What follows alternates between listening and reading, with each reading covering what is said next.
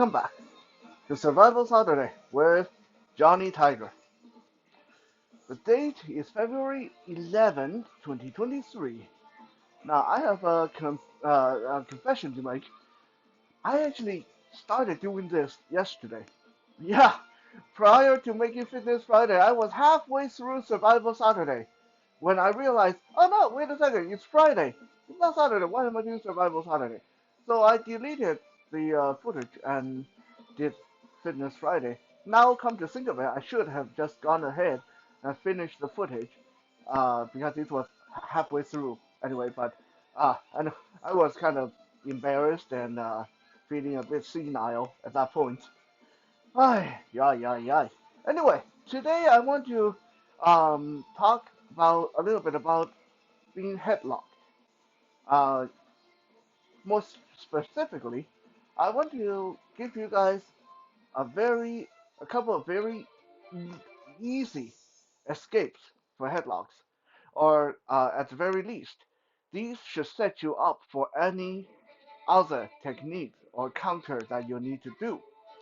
You see, a lot of time in martial arts and self-defense circle, especially when you are being taught, let's say your coach or your sensei say, "I'm going to teach you how to escape a headlock." Uh, the headlock come on, and then the movements are usually very complex. Like you got to do this, do this, and get out, and then you do your punishment and run away or whatever. Same with most other movements. Now, that's not to say that you're being taught wrong, because these are good techniques. They're complex, but they're good techniques. The problem is, it doesn't always have to be that complex. Why do they make it so? Because if I tell you, when someone headlocks you, all you have to do is this, and you get out, then you probably won't feel like you're getting your money worthwhile coming to take lessons if it's something that simple. One quick example of another, what I like to call uh, quick release or uh, instant techniques that we don't usually teach people is when someone choke you, you don't need to do this and this and all this crazy stuff. They're good. These are good techniques. Hit the wrist, plug the hand, go for the face, go behind, grab the arm. These are all good techniques. But if someone grabs you by the throat, all you have to do to get out is put your hand under their elbow, lift, and walk forward. That's it. Okay? And let's say they flare their elbow out and you can't lift their elbow, because some people will do that. Let's say they flare their elbow out. Then all you have to do is bring your hand above their elbow, above their arm, drop it down, and walk forward. That's it. Nothing complex about that. Okay, just one motion, one quick motion. This is why it's called quick release or instant movement. These movements don't rely on your martial art expertise. They don't rely on your good memory. They don't rely on 50, 60 hours of or 500 or 600 hours of practice. These techniques rely solely on body mechanics. For another quick example, just so you guys know what I'm talking about. Okay? Now, if someone rushing toward me and I want to do some really cool technique, I step out to the side, or I'm whipping across the center, or palm boom over the chest to stop them. Okay, these are good techniques, but these are techniques that you need to practice, practice, practice, and practice. However, in this case, you can just as easily stop the person if you if you know where the nose is, they're coming at you, you put your hand right out at your nose at their nose level. That will check them in their track right away, right? But like I said, most of the time you're not being taught a lot of these. because these are too simple. At least most people will think that too simple, and then they'll feel like, oh, if this is all I have to do, then thank you, I don't need to pay for membership anymore. All I have to do is do this quick little movement. And another problem with these quick little movements, this instant quick release movements, is they do work, but they often don't teach you how to control your opponent or how to follow up. So like they are like good skeleton keys that will work, but they don't give you a lot of advantage in a really real hostile situation. Okay, let me give you the same example. Someone choking me by the throat, and I do the quick release, elbow, lift, and walk. Yes, I got out of the choke, but this person is not injured. This person is not being told no. This person can still backhand me across the face, right? Ow, that actually hurt.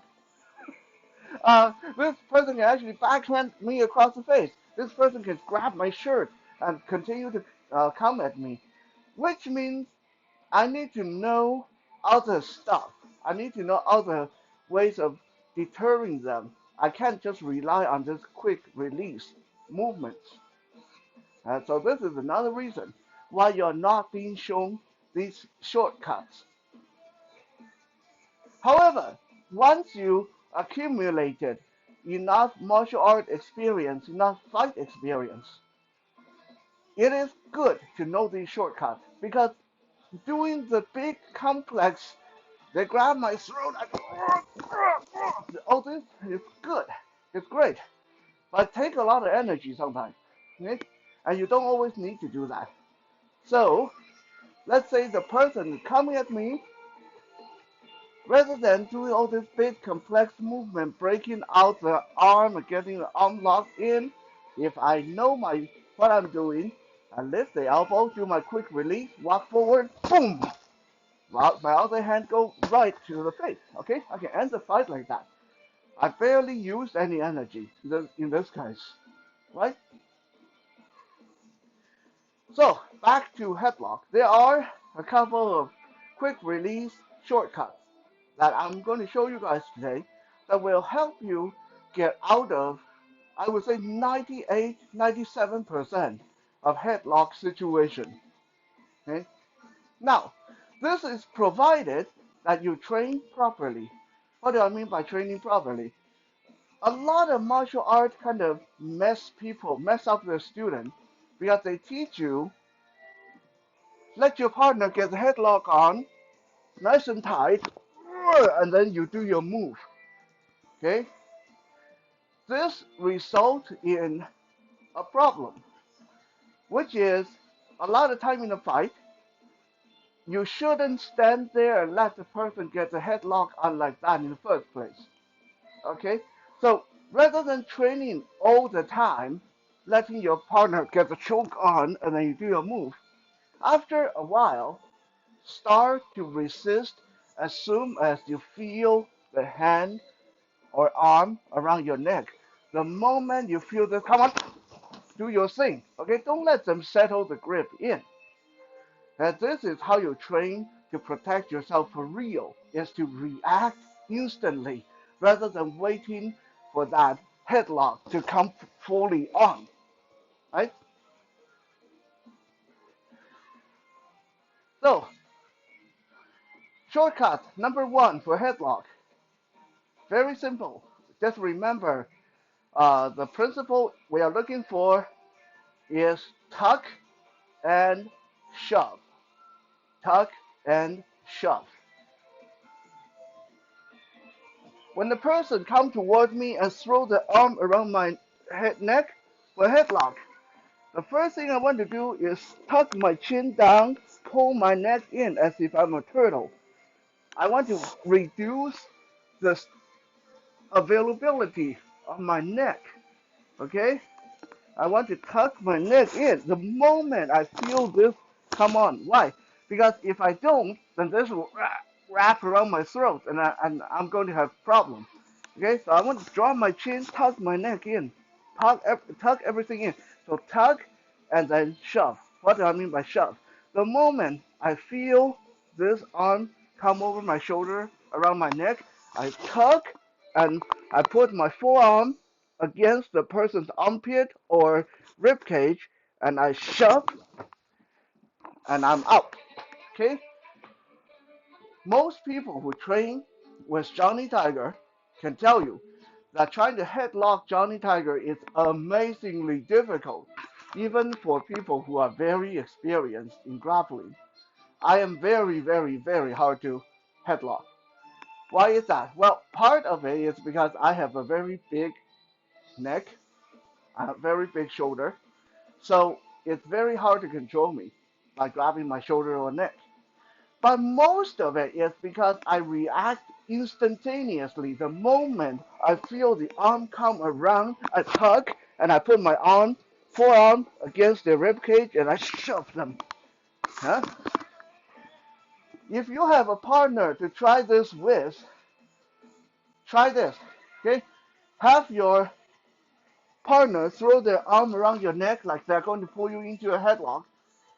Put your forearm or elbow against their rib cage and flare out your arm, like shove your arm outward into them.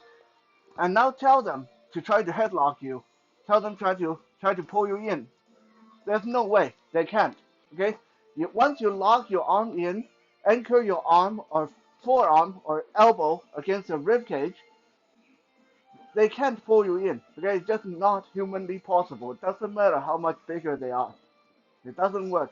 Okay? Once this is anchored in, they might as well let go because that headlock is failed. Not going to work. Right? So the arm come around, you tug, shove. You tug your chin, drop your neck, and then you put your forearm against them, preferably the rib cage, the armpit area, and shove them and walk away or run away. Tug and shove. This is one of the quickest way proven to get out of a headlock. Number two, this one doesn't really help you get out, but this one will break the headlock, will make it almost not workable. This one is called turn and drop. Turn and drop. I don't mean dropping yourself to the ground. Okay, when let's look at how a headlock works. A headlock is when a person throws their arm around your neck and then try to force you to the ground, or try to hold you here while the other hand smack the hell out of you. Right? A lot of times it will look like the person grab onto the headlock and then start punching like that, right? Okay, so this means you got to be prepared for that. You don't want to occupy your hand too much because you might have to protect your face.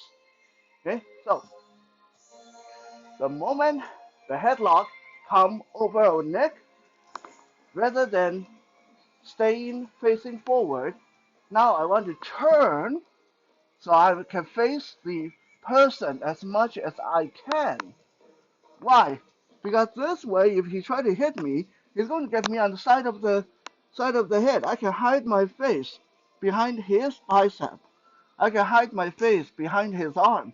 So if he try to hit me, he's going to get the side of my head, and I can easily put my arm up to block anything he can throw at me. Okay, so turn and drop. What do I mean by drop? Drop your butt, drop your weight. So once I turn, I want to go into a squat, nice squat position.